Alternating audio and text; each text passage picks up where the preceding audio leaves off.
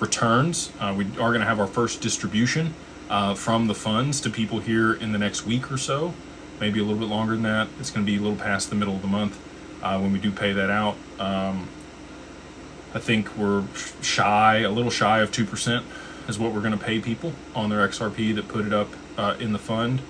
So I'm okay with that. If we average this amount over the year, it'd be somewhere around like 7.5% that we would pay people on their XRP. So pretty happy with that. It's a market neutral strategy. We manage downside risk and exposure, no counterparty risk, held in institutional custody, orchestrated, very similar to how Doppler Finance is working. Talked to them the other day. If you are US based, you cannot participate with Doppler Finance. However, if we work something out, there may be an avenue through Digital Wealth Partners where people could. We'll see, what shakes out there. We still got to do some more due diligence. They got to do more due diligence on us.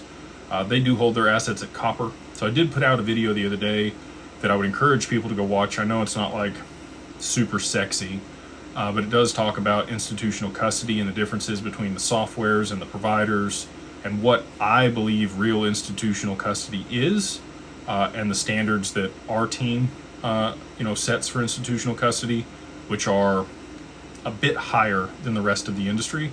A lot of people talk about institutional custody being Fireblocks or Copper. Both of those use MPC technology, which is not bad. They do segregate the wallets, which is great.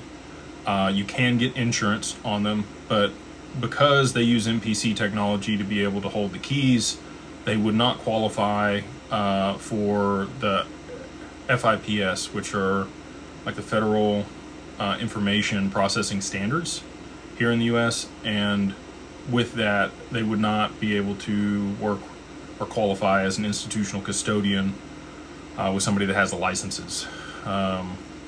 You've got Anchorage, which does use a derivative of Copper, but they've involved the HSMs in order to meet that criteria. They're an OCC regulated federally chartered bank, which is what Ripple just applied for, and they do have standard custody.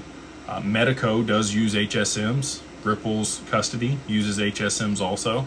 So if that tells you anything, Ripple again setting the standard in the industry, and that's why we want to work with them. Potentially Archax, potentially Zodia are some of the other custodians that we would like to work with if they do get their licenses here in the U.S. So again, just kind of beating on my drum here, but if you haven't seen that video, I would go check it out. It is going to give you a lot of understanding when it comes to who the institutional custodians are, how they structure it, what's provided, and what you need to be looking for when you're shopping that.